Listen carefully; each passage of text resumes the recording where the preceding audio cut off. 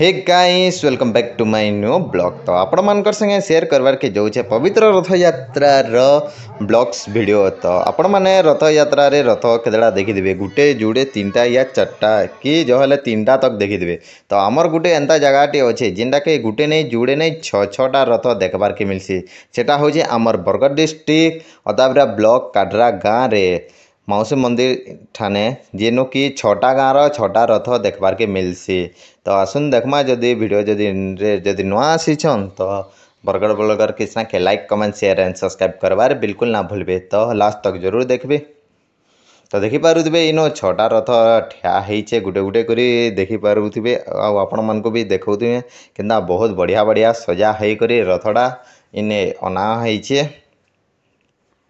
तो देखबार के गले इनो 7 दिन तक नॉनस्टॉप यात्रा हेसी प्रोग्राम माने हेसी सबु किछि हेसी। इटा होचे मौसी मंदिर जेनटा कि गला थर इटा प्रतिष्ठा हेइतला गला मासे।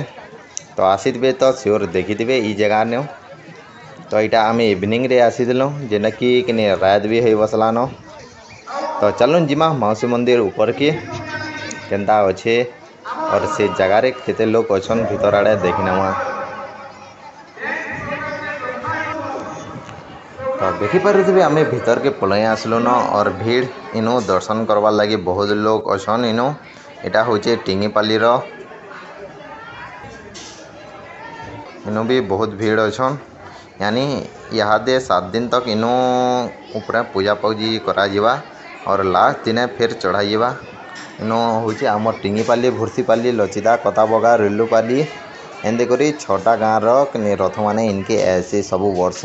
और जदि नहे आसन देखी ई जगह के जरूर थोड़े इनके देखी आसबे।